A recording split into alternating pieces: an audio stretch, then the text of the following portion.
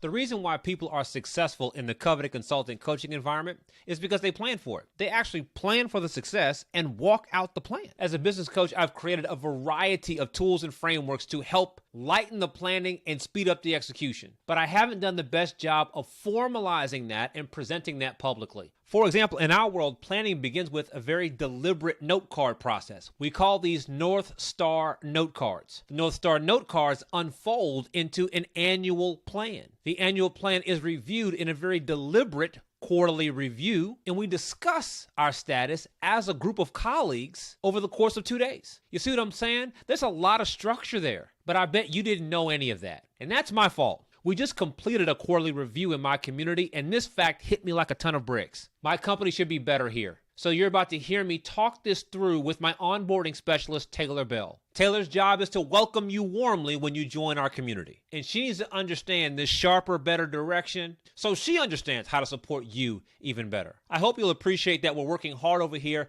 to make our offering even better for those in our community. Additionally, I hope you realize that you probably have unformalized frameworks in your world too that most likely need some internal digestion so you can promote them the way that you should. Enjoy this behind the scenes conversation. Major punchline for you, so you know kind of what to listen for here.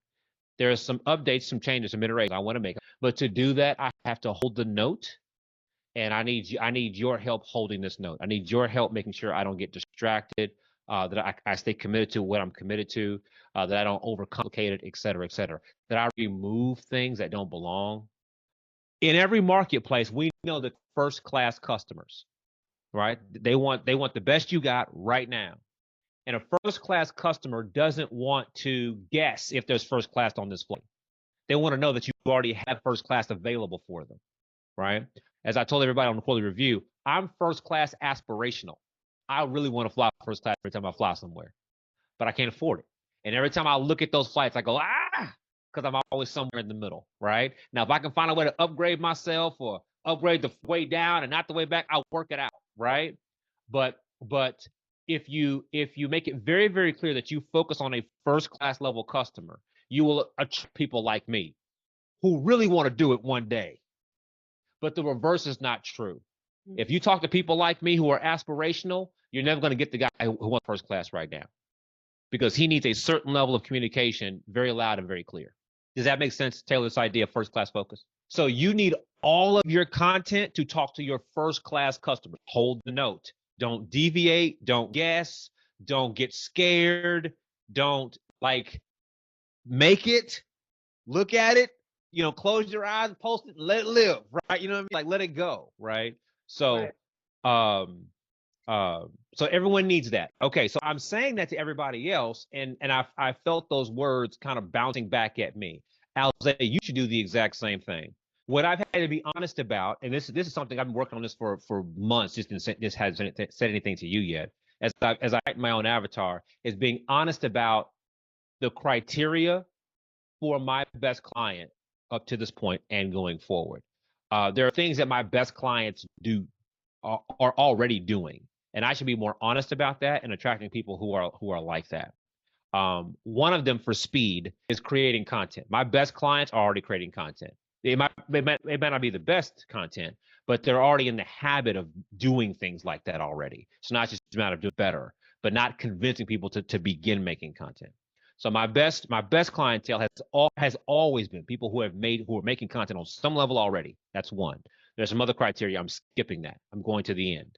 The best of my clients have always appreciated annual planning, no matter what I called it, no matter how I shaped it, no matter whatever. But the idea of being very clear about what the goals are, charting a path to those goals, and being mindful of the minefield along the way, my best client has always enjoyed that. Like that sounds very straightforward, right? Now that we're here, but it took a while to get here, right? All that's now showing itself to me. Hey, Alzay, you have an opportunity here. If you focus, you can lean in here, and you might even be able to attract another set of your very best clientele. So now, Taylor, I'm repeating because this idea sounds good, feels good, sure. But I'm human.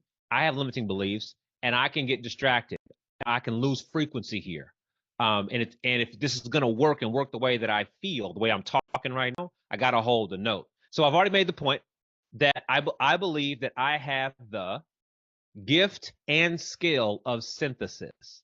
I do think it's a gift. I think on some level, it's just how my brain naturally works. That's easy for me. But I also believe that it's a skill that I've worked to refine over time. I think you should, long story. I'm here for it. Give me the whole thing. Okay, now, here's what I heard you say. Here's what I think you should do. Okay, that's good. I've earned a lot of money as a result of that. The trouble is, I have to appreciate now the personal cost I pay. It is energetically expensive. It's hard. I have found ways to avoid doing that because of how expensive it is. So today, now I've got tools and systems, and like I got a way to go about doing it, not just kind of being brilliant on the spot. And as we talk about whatever matters to you, whatever goal you're trying to accomplish, we put respect on the business goals you're trying to reach and the personal goals you're trying to reach. Right? Neither one of them gets compromised. And as I've weaved this into my business coaching practice, people love this thinking in terms of their annual plan. Hey, Alzay, here's the goal I got next year. I want to be in a certain place, but I want to make sure that I don't disrespect my family. I want to make sure that I make this money, do this thing, but I make sure I also get my sabbatical. I want to make sure that I get 18 new clients, but also pick up a new welding hobby. Someone one time told me about welding. I was like, well, let's get them both done, is what Alzay says. I'd start doing the Alzay thing, right? So people enjoy that way that I've done synthesis. The breakdown has been in the past, Taylor, that I didn't challenge my past clients enough to prepare for that conversation. But I'd be honest that I was preparing. So I would show up with papers and frameworks and tools, and I'm ready to do the whole surgery, right? But I didn't prepare my client nearly well enough. And so that makes my lift heavier, right? So one person's prepared, one person's less prepared, and that makes my lift heavier. Now, respect to the other person, Taylor, they've never had this kind of conversation before, right? They've never had their personal and professional goals meld together into one plan, into a year-long action plan. They've never seen that in monthly objectives and weekly action items. They've never seen that before. They don't know how to prepare for this. Since it's your own business and you're so close to it, you got so much in your head going on already. Come on, man, like do something, give me more homework, stop it. So I recognize that on the other side of the screen, this is hard to do. What was happening in past iterations of this conversation was a combination vomit and venting. So people would vent about their frustrations, things of the day. This doesn't work, that doesn't work, try this. He ain't working, she ain't working, it ain't working, etc. Then they would vomit along with that everything they think I should know. So they tell me when they were 6 years old, 8 years old, 12 years old. You know what I mean? Well, I started my first business when I was 15. I mean, they would just, and I would listen to all that because maybe I didn't know what was needed. Right? Yeah, I'm human too. We're all trying to figure it out. But that volume, yeah. What did I just say? Vent and vomit is too much volume. It's just too much in the conversation. Too much for me to hear. Too much for them to try to work through. It's a lot. And I didn't do the best job of giving people a framework to filter what we should discuss and then categorize it into buckets. So we knew kind of what order to put it in. That breakdown is all my fault. If I'm the doctor doing surgery, I can't be mad at the person who's asleep, right? Because you put people asleep, right? That they don't follow the instructions, right? Like, come on, dude. Whatever you want from him before you sleep, get it now. I had a procedure the other day, and they had me on my back, and they said, Alzay, we're going to turn you over now before you go to sleep.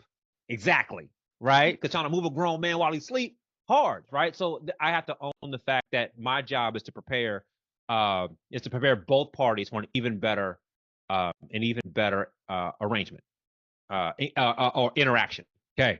As I've gotten better over the course of time, I do have better tools. I do have better frameworks. I do understand the value of preparation for me and the other person, and I'm more proactive about that. There are people in the community who have stood up tall and responded to the challenge of preparing. Some of the names that when I first developed the note cards being the first formal version of the annual prep of annual planning. I first shared them with Cameron, August, and Elon, and all three of them immediately took to the framework. They were like, "Yes, I like this. Let's do this more." Right? So that made sense to them. Boom.